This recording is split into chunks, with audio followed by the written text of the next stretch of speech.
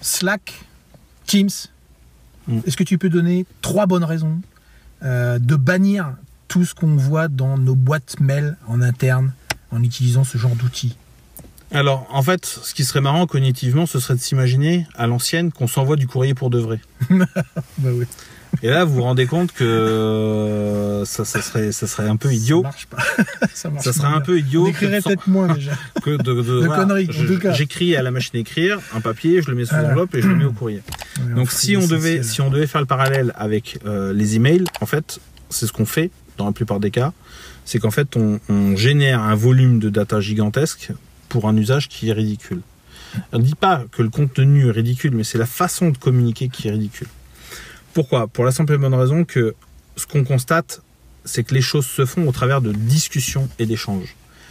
Est-ce que s'envoyer des courriers est une manière d'échanger de l'information? Certes, mais est-ce que on est dans un vrai échange direct? Non. Donc en fait, la particularité des outils comme Slack, comme Teams, c'est qu'en fait, on arrête de s'envoyer des messages parce qu'on est sur des canaux de communication.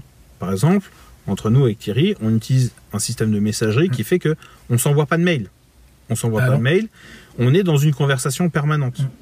Mais du coup, on peut en permanence revenir sur notre conversation, notre flux de conversation. C'est notre flux de conversation. Et c'est la particularité des outils comme Slack et Teams, c'est qu'en fait, vous pouvez avoir des canaux de communication one-to-one, comme avoir des canaux de communication en équipe.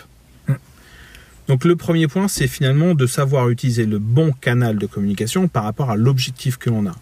L'objectif que l'on a vis-à-vis de l'extérieur, c'est d'adresser une missive. J'adresse un message et donc je lui fais un message. En interne, on n'est pas en train de s'envoyer des missives, on a besoin d'échanger.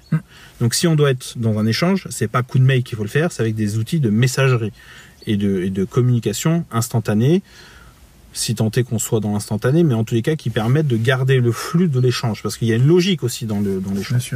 Ce qu'on ne retrouve pas forcément dans les emails. Le point numéro 2, autour de ça, c'est que le jour où vous avez des canaux de communication sur des projets et que vous avez un collaborateur qui part, vous ne perdez pas non plus toute la teneur des échanges liés à cette personne-là. Parce que bien souvent, ce qui se passe, c'est qu'en fait, quand on veut reprendre un projet ou quand on arrive dans un projet, on se dit bah ouais, mais on est arrivé à ce niveau de réflexion-là, mais on en est comment on a fait pour en arriver à cet état de réflexion. En fait, quand vous avez un flux de communication d'une équipe où tout le monde agrège les idées des uns et des autres au fur et à mesure, et ben en fait, on peut reprendre le flux parce qu'on intègre dans ce flux et du coup, on garde la traçabilité. C'est ça. On a aussi la particularité d'éviter de fournir et de stocker de la data partout sur les serveurs locaux, sur les ordinateurs en local. C'est-à-dire que quand on partage une pièce jointe, on la met une seule fois, donc 3 mégas une fois, vaut mieux que 3 mégas fois 10 personnes, fois local, fois distant. Vous voyez, typiquement, on a en plus un enjeu d'optimisation de la data qui est gigantesque. Vous avez aussi la possibilité de mieux gérer les flux, c'est-à-dire que vous pouvez avoir des règles. Alors, on va me dire, oui, sur Outlook, on peut le faire aussi, sur les serveurs aussi.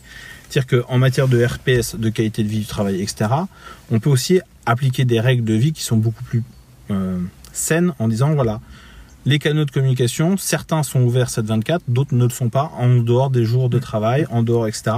Parce qu'on souhaite, et ça encore, c'est un objectif d'optimisation, c'est-à-dire, si on veut avoir des équipes efficientes, il faut qu'elles soient reposées. Si on veut qu'elles soient reposées, il faut qu'elles aient des temps de repos utiles et nécessaires. Et donc, si certains sont incapables de